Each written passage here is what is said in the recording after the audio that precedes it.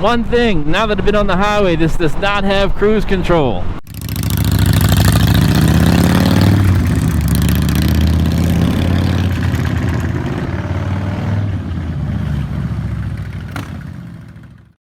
Welcome back, Anonymous Biker USA. Here we are, 2024 Kawasaki Z900. The maiden ride the other day, 142 miles, so now we're taking it out again. Trying to get to that 600-mile break-in period so we can get that first service and then ride this bike like it's meant to be ridden. So all these first couple of vids will just be initial observations, just getting familiar with the bike. Those of you who are thinking about getting the bike, maybe helping you with taking a look at it from the rider cockpit, walk around, ask any questions you may have in the comments. Hopefully I can answer. But I think I have maybe about 6 or 7 total hours riding this bike so far. And initial observations are that it is absolutely fantastic. The power, ridiculous. Handling, supreme. Spent probably 6 hours straight in the seat. Gas stop and a little quick break, grab something to eat. But the seat's been pretty good, the stock seat. Not really any complaints, and even after getting off the bike, I didn't have any problems. So we'll see how that holds true as we go. You know how stock seats are, right? But the only real thing that I definitely am doing is I'm changing these mirrors. Not that I don't like them, but the right side I can clearly see past my shoulder. The left side, all I see is my shoulder, and I got to really lean in. So bar end mirrors are coming. If any of you have good recommendations, let me know. I saw the CNG mirrors are out there, but man, they're expensive. And then the Rizoma, they looked pretty good. And then I see everybody says these $30 eBay mirrors, they last about a year and they're trash. So kind of looking for a middle of the road, but that'll get the mirror out here and actually clean the bike up in the lines a little bit and help with the visibility from behind. Not having a windscreen, I thought it was going to be much more slam in the chest, but highway speeds, let's take a look. So here we are, right? 72 miles an hour, 5,000 RPMs. Wind is not bad. I mean, it's what you would expect, right? Blasting you right in the chest, but not unmanageable. Cruising at speed limit speed. So regular US American highway, 70 miles an hour. And there goes a guy on his Triumph. This is already broken in, so I can't catch him. So here we are, 2-lane country road. Very comfortable. Speed limit.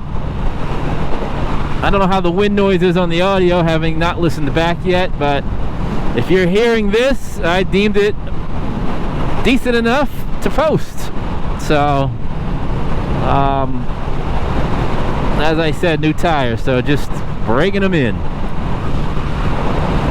But you could tell once this is broken in and you can ride this the way it's meant to, it's going to be a very fun bike for your day trips. Throw a little tail bag on for all your, you know, whatever, water, snack, wallet.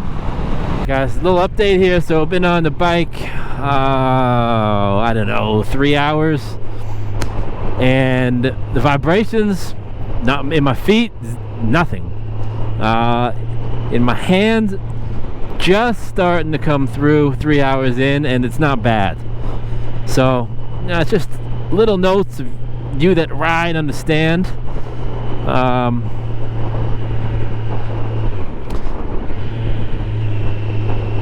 But man, this thing, this is gonna be fun. In here,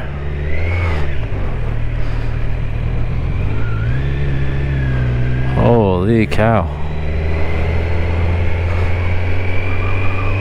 Whoa, somebody went over the side.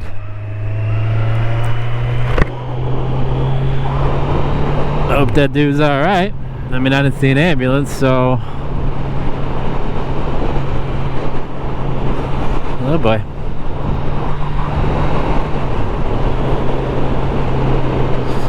Not sure what happened, but... friendly reminder to always ride within your skill level, right? Unless it's something out of your control, but...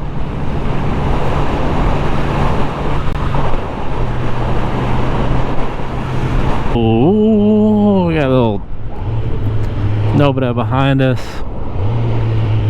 Let's just go down to first gear and just do a little baby launch.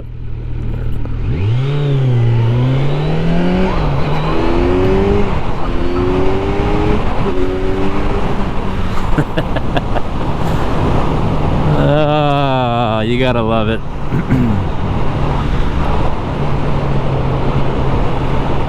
Right? So book says 0 to 60 in like 3.1. Yeah, I can believe it. So what else about this bike? Can you use it for touring? Sure, you could use any bike for touring, right? They do make some aftermarket saddlebags for this. You get a tank bag, tail bag. I'm not going to use it for that purpose. No bags, but a tail bag. That is it for minimal gear. Sport Naked is minimalistic. I intend to keep it that way. Other than the old cosmetic changes that we discussed in the prior video. Exhaust, possible windscreen, bar end mirrors. And maybe some graphics along the way. We'll see how that goes, but for the most part, you know, you get this bike for that inline 4, right? You hear the induction. I don't know, can you hear it? Wait, Larry.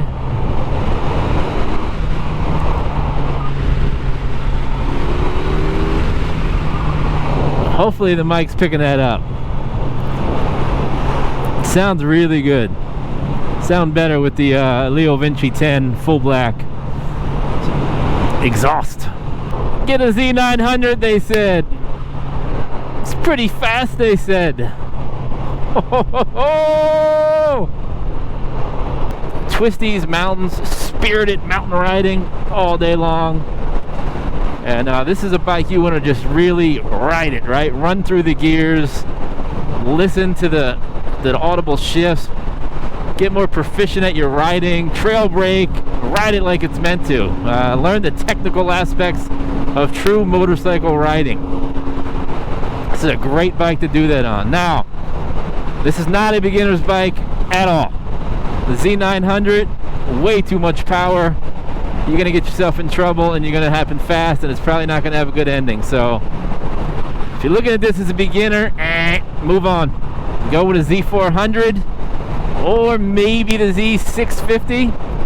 It's a nice bike, a lot of options, but the 900, make that the next bike after a few years of riding under your belt, where you get comfortable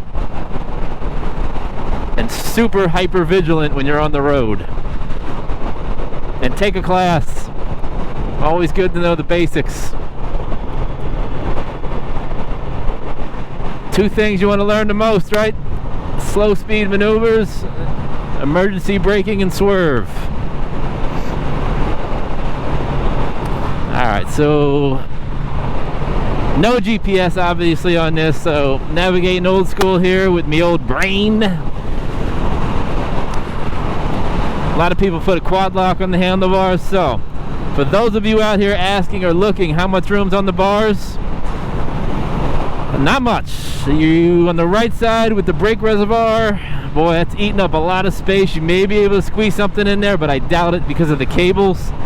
So it leads you to the left side. So if you're going to mount a phone mount for your GPS, that's probably all you're going to get. You may squeeze a GoPro in there, or any kind of like Garmin or TomTom rider. You're going to have to be tricky about that. So not quite sure if that would work for you. So just keep that in mind as well. One mount mostly on the left side. Now that's one thing that we could talk about. Slow speeds is the throttle herky-jerky when you leave off of it.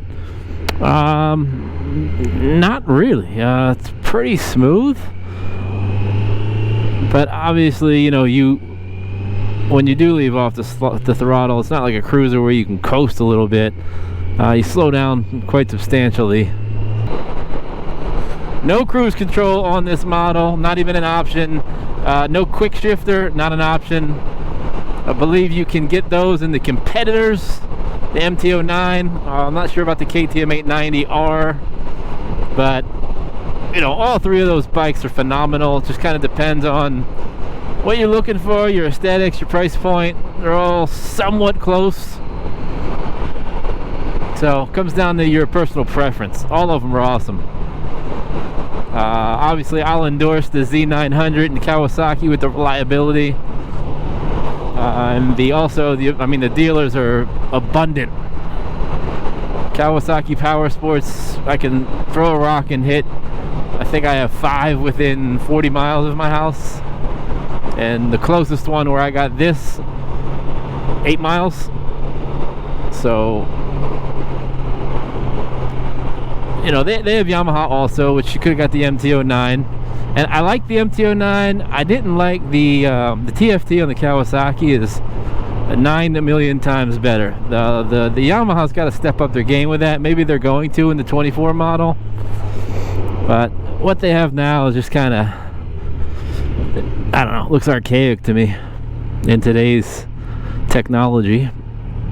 I still have not hooked up to the Kawasaki Rideology Bluetooth to get all the metrics on your riding.